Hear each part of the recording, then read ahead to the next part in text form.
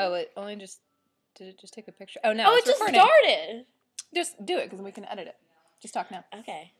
Here I am interviewing my Aunt Liz, who is 27 and has been to Nepal before. Why did you travel to Nepal? In the summer of 2009, I traveled to Nepal to study Tibetan colloquial language. And then last summer, I traveled there to study Tibetan classical language. Cool.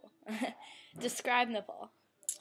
Nepal is at a very high altitude, and it's mostly the area that I was staying in was Kathmandu, which is the capital and the major urban center, and it's very crowded. There are lots of cars and buses and people, but most of Nepal is the Himalayan mountains, and so a lot of people travel there from America and from Europe to go climbing. Cool. What was your favorite part of Nepal? My favorite part of Nepal, I would say, is probably the people that I worked with. I was working mostly with Tibetan monks in a Tibetan refugee community, and I spent a lot of time in class with them, but I was also spending a lot of time with them learning language and just basically hanging out and actually learning how to cook a lot of different things. All right. How long did you stay in Nepal? 2 summers ago, I stayed there for 3 months, and then last summer, I was only there for 6 weeks. Yeah. What did you miss most about Nepal, if anything? What I miss most about Nepal? I think the scenery. I would say being able to see really big mountains in the background of wherever you are is really cool. And also, again, the people. I have some really good friends there now, and I have friends who live there year-round who are that I know from college. How long did it take to get there?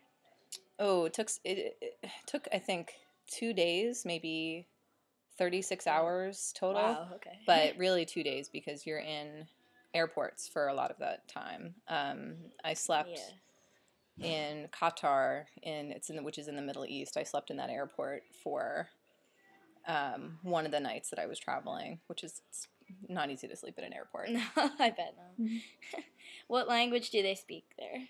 They speak Nepalese, and they also speak. I was working with Tibetans, so they speak colloquial Tibetan, and they also speak a lot of Hindi because it's right above India. So Nepal's really interesting because it's at a nexus between Tibet, or what is the Tibetan Autonomous Region, and India. Yeah. So there's a lot of different languages happening there, and there's a lot of Western people, so there's a lot of English too. What do they eat in Nepal? The food is really similar to India's food. Mostly dal and rice, and a lot of cooked vegetables and things like that. Some of the Tibetans really they eat momos, which are like vegetable dumplings, or they have meat in them sometimes, and that's the favorite food of most of the Tibetans there. What do people in Nepal do for fun? What do they do for fun? A lot of them will go.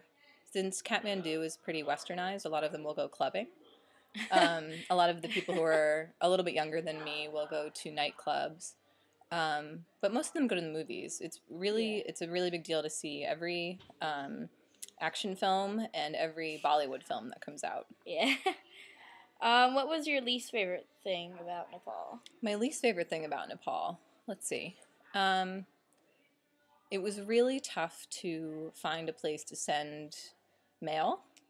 And some of my least favorite things, it's very, there are a lot of dust particulates in the air. It's very, it's not polluted per se, but there's a lot of traffic, and so it kicks up a lot of dust. And I think that makes the air quality not so great. So that's tough to deal with, but you get over that in a couple days. Yeah. What else? Nothing. Okay, if we think of anything else, we can put it on there.